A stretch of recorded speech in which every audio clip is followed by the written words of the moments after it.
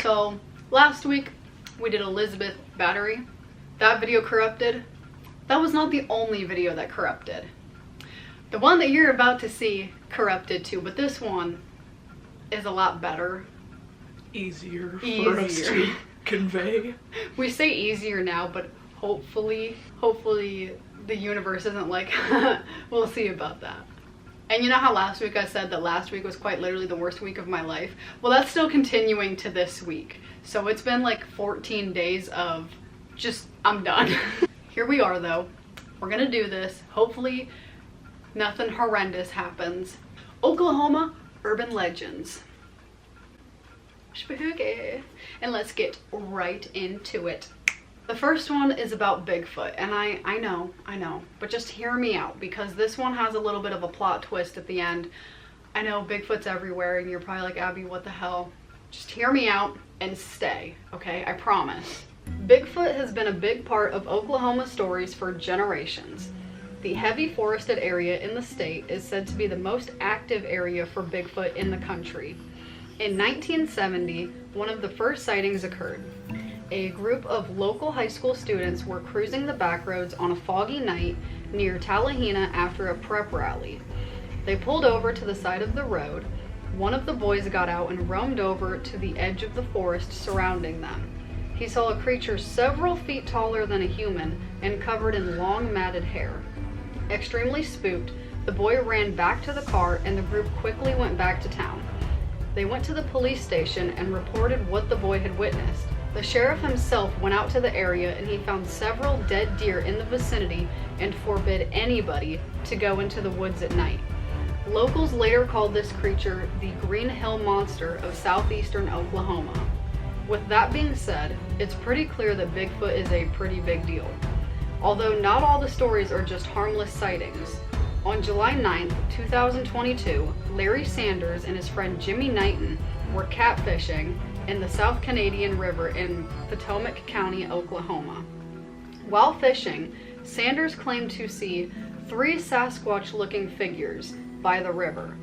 This led him to believe Knighton was going to kill him and send his body down the river for the Bigfoot creatures to snack on.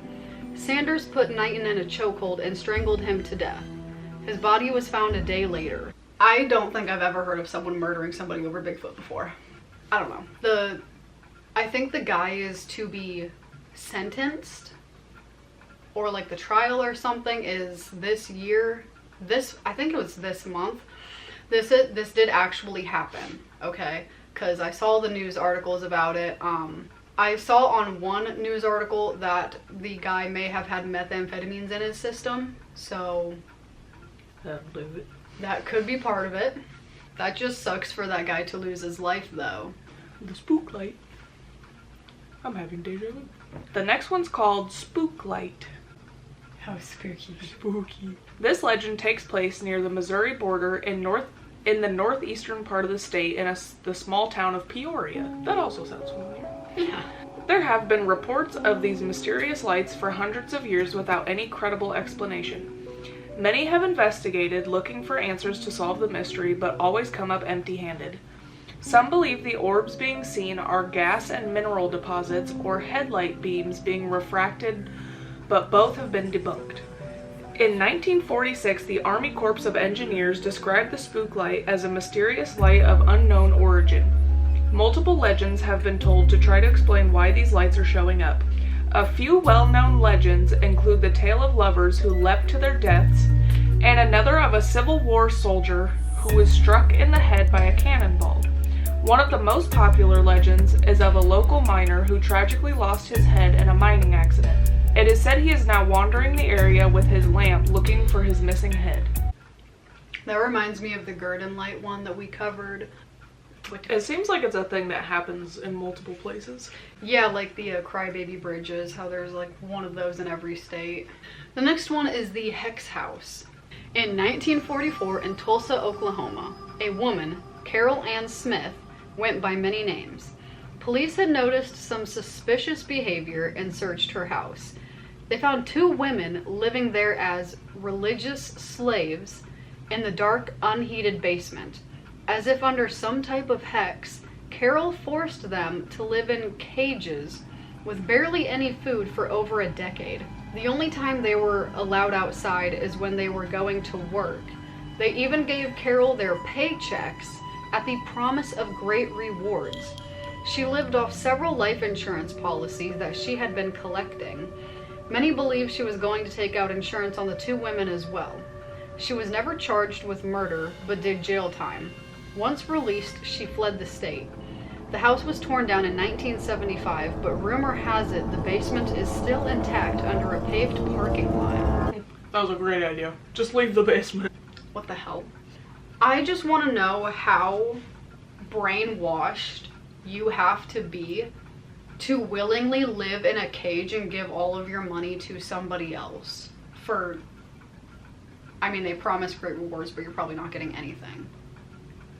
Yeah, it seems to be, some people just have a way of talking people into things, like all of these like cult things that we've gone over. Like some people just have like the charisma to get people to do whatever they want, and then they'll be like, oh, but it means we're gonna get this or whatever, and then they just think it's a great idea. I don't know. I don't know. I would literally never be able to let someone talk me into doing stuff like that. So at least I know I'm like strong-willed enough to never join a cult. They're never gonna safe. She might join just out of curiosity. I'm gonna make a real good video out of this. Hey guys, vlogging at the commune. The next one is the Shaman's Portal. In Oklahoma's Panhandle lies Beaver Dunes Park. With over 300 acres of sand dunes, it is a popular place to ride ATVs. It has gained the nickname Oklahoma's Bermuda Triangle due to the many strange and mysterious occurrences that date all the way back to the times of the Spanish explorer Coronado. The Native Americans attempted to warn Coronado of the dangers of the dunes, but he didn't listen. While exploring the area, 3 of his men mysteriously disappeared into paranormal flashes of green light. Coronado wrote about this in his journal. Since then, other accounts of people vanishing in the same way have been reported. Another light. I think we should take a vacation there and fuck around and see if we never come back. Fuck around and find out. We gotta take the cameras and be like, hey guys, let's see where this goes. We end up in like frickin' Utah or something like that. Not Utah. If it has stuff to do with the Native Americans, I literally always automatically believe it because they don't fuck around. They know what's going on. They're telling you not to fuck around, you better quit. The last one is called the Purple Church. Located near Spencer, Oklahoma, the Purple Church is one of the state's most infamous legends and is said to be a gateway to the underworld. It is the site of a former church that had been torn down. All that remains is the concrete slab and a basement out in the middle of nowhere, giving it a very eerie feeling. The purple in the name comes from the purple spray-painted satanic symbols and pentagrams on the entrance. It is believed black magic rituals have been performed there. Some have gone to investigate and have never come back, and many who visit leave with a paranormal story to tell. Let's go. Yeah, but that was the Oklahoma Urban Legends. I hope you liked it, and we have other urban legends. There's a whole playlist, so if you want to see more, go to that playlist and check out all the other videos. We've done other states. We're currently working on all 50 states, and if there's a state that you want us to cover that we haven't yet, let us know in the comments and we will get right to that. Because we do typically pick the one we see in the comments. Yeah, usually the first person that comments what state to do next, that's the one we do. So, and that's because we cannot make decisions. If we have too many options, as in the 50 states, we do not know which one to do. So it's up to you guys. Let us know. And that wraps up this video. So, and wraps up this video. Yes, sir. And we'll see you next time for another spooky video. Okay, burr. Burr.